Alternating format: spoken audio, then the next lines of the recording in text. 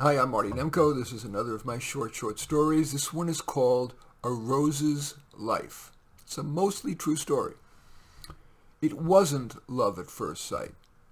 In New York, where I grew up, I barely noticed the rose bush, that romantic flower factory.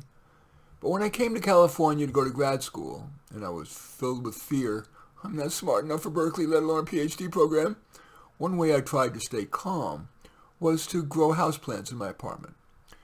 But that soon wasn't enough. So I got a rose bush. I think its name was Sun Sprite. I put it in a 5-gallon soy sauce container that I got from a Chinese restaurant and hung it on a nail on the exterior windowsill. It grew well, and so in the apartment complex's common area, I planted a few more varieties of rose. That made me aware of rose's dark side. They're prone to fungus, which means they need to be sprayed if they're going to live, or at least look decent. Grad school was giving me the full dose of classroom instruction, so I decided to teach myself how to hybridize roses, specifically to create roses that are more disease-resistant, what I've since called no-spray roses, or Bute-Ease roses.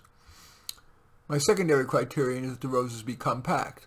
No one likes those long, bare, wrinkly canes on roses bushes. And as important, most rose gardeners are older, or don't have much of any yard and don't want to dig deep planting holes.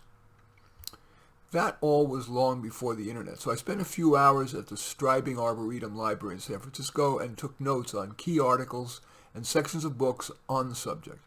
Then I started hybridizing, what I euphemistically call plant sex.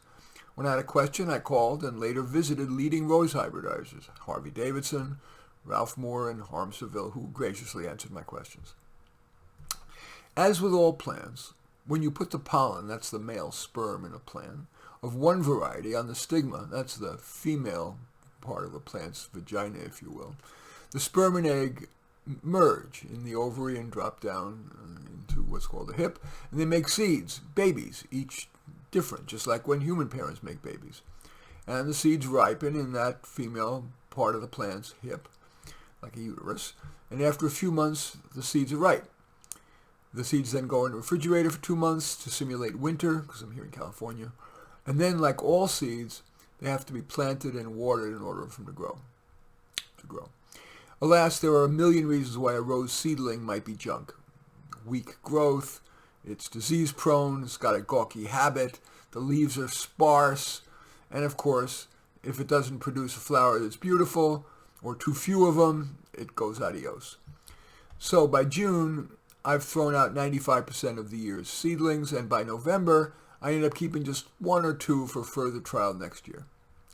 Let's fast forward 35 years. I have made many thousands of crosses, and have 2 varieties on the market, neither of which I'm crazy about.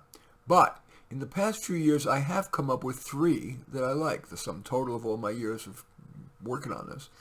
I have sent cuttings of them to wholesale nurseries to test, and I give a few to friends and neighbors. Now, I said it was mostly true. That all was true, everything I've said, but now here's the part I'm making up, but maybe you'll enjoy hearing it. In 2018, I gave Jeannie, an 85-year-old neighbor, one of the miniature roses. Let's call the rose, well, Rose. Jeannie planted Rose on the walkway to her cottage. When Jeannie died in August 2022 of this year, obviously, her cottage was sold to a young couple. They stared at Rose, which had become withered from the few months of neglect, and its canes had become a bit wrinkled and grayish. Rose cried as the man dug her out and threw her in the recycling bin. The truck took away the recycling and dumped its load into the shredder for reuse as compost. Although Rose felt no pain, she cried. Rose ended up in a bag of compost, which was bought by a couple with a 5-year-old. The 3 of them planted a Tomukayama Japanese maple, a cultivar so excellent that it's been in commerce for hundreds of years, and each Tomukayama tree can live 80 years or longer. I'm betting on longer, because they planted it in soil that was amended with compost that was enriched with rose. In any case, that story is called A Rose's Life. As usual, I welcome your thumbs up and accept your thumbs down. I always look forward to your comments and especially like it if you hit the share button below. Share on your social media so that my efforts can have broader impact. And I am flattered if you choose to subscribe to my channel. In any event, I do thank you for watching. I am Marty Nemko.